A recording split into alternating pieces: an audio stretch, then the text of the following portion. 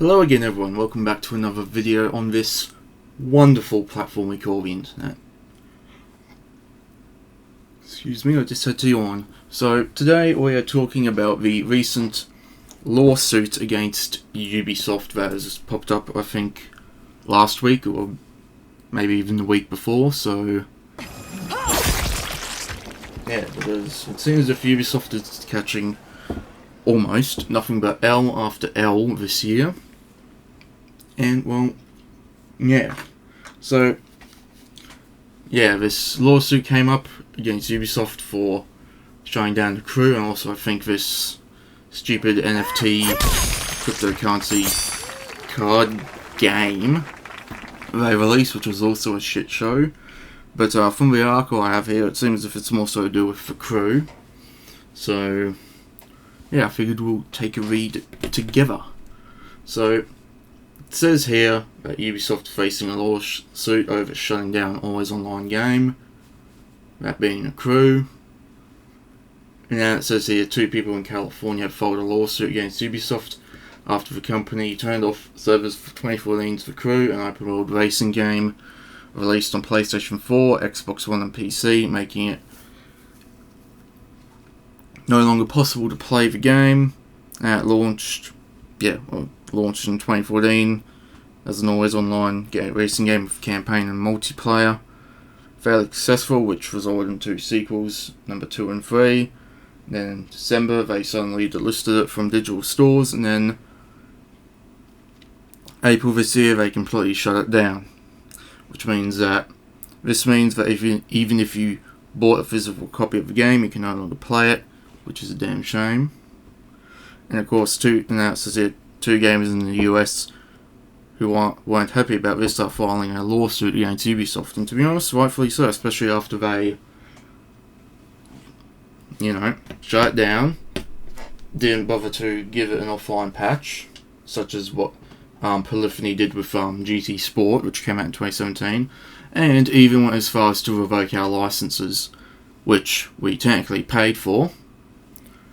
And as someone who has logged over 4,000 hours into the first game, well, I'm not too pleased about that, to be honest.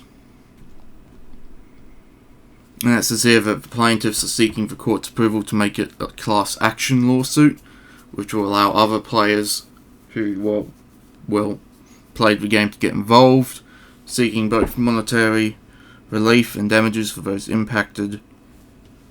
And, yep. And then the rest of it's just regarding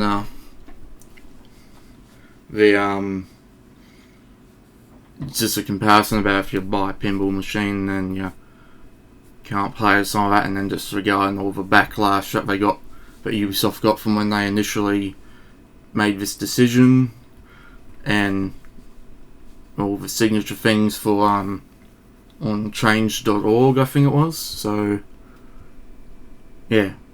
And then this somewhat ends here saying that Ubisoft announced in September that they're planning to make sure that The Crew 2 and Motorfest get offline modes that will let people keep playing the games even after the servers are shut down, which won't really be for a fair while, but once again, why can't they extend that deed, I guess you could call it, to the first game? And I'm willing to bet that they'll fucking keep the service for that fucking Rainbow Six Siege going for fuck knows how long. I won't be surprised if I'm 60 and that fucking game's still going, to be honest. They'll keep that one going and going, yet they'll shut down all these other games. So yeah. And yeah, it's honestly... Yeah, and then it just simply adds here, I wonder why they scrambled to announce that. Yeah, I wonder why too, because of all the shit they got for doing it to the first game. So, yeah. Now, I'm not entirely blaming Ivory Tower, they've pretty much cooked with these 3 games in a row, but it's more so really Ubisoft's decision to do it. So, yeah, I don't really blame the devs, because I'm pretty sure it wasn't their idea to do that, but yeah. And that just ends here saying in the lawsuit filed last week, well, technically a week or 2 ago by now, the plaintiffs say that This promise does nothing to help the original Crew game, and that Ubisoft is still in violation of California consumer protection laws, and then I think it just ends there. So, yeah, key takeaway from this is that Ubisoft is getting sued, rightfully so, and well, one thing I kind of hope